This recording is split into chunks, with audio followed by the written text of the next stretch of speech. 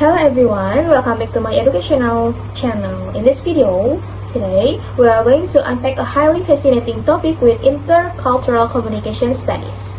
How individuals adapt to new values and social systems that contrast sharply with their home country. Recently, I conducted an in-depth online interview with a fellow Indonesian perambulator. His name is Poka, who moved to Australia when he was just in the 11th grade, senior high school.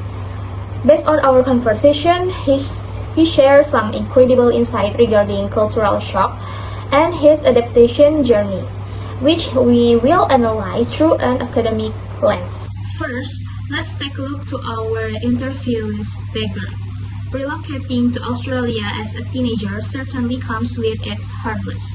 Based on our interaction, Poka mentions that his most fundamental challenge upon arrival was obviously the language barrier. Navigating daily communication with native speakers require a huge amount of linguistic adjustment. Beyond the language itself, he experienced a unique form of culture shock regarding social norms. Poka noticed that even though Australia gives off a vibe of ultimate freedom, its society is exceptionally disciplined and law-abiding. For instance, people strictly wait for the pedestrian light to turn green just to cross the street. It sounds simple, but it is quite striking for someone coming from the fluid traffic culture of Indonesia.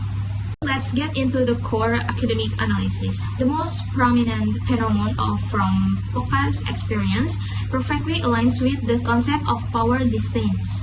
As we know, Indonesia is a higher power distance culture where we deeply value hierarchy, formal titles, and showing respect to elders or superiors by using honorifics like Pa, Bu, Sir, or Mr.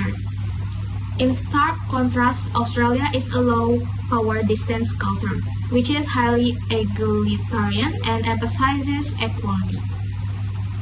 Poka shared that since his school and university days, his instructor refused to be called Mr. and explicitly preferred to be addressed by their first names. This egalitarian mindset carried over into the workplace. From doing manual labor and at a local market to working his current corporate job, he addresses his manager and even the CEO directly by their first names without any formal titles. So how did he manage to adapt? Aside from adjusting psychological to their communication style, Poka shared some highly realistic practical survival tips. First, to manage financial stress, his primary adaptation strategy was to stop constantly converting the prices of food and groceries into Indonesian rupiah.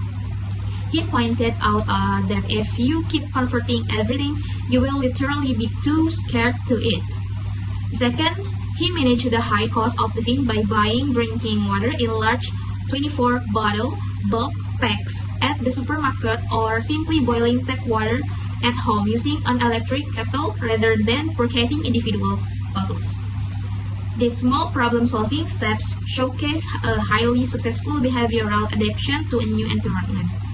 To conclude, Poka's case study proves that intercultural communication is not merely about language fluency. It is about opening our minds to understand, accept, and align ourselves with the values of the host environment. His adaptation journey beautifully exemplifies the cultural adaptation theory we studied this semester. Alright, that wraps up of our brief analysis of the cultural dynamics between Indonesia and Australia. I hope this educational video brings fresh insight to all of you. Thank you for watching and see you next video. Bye bye.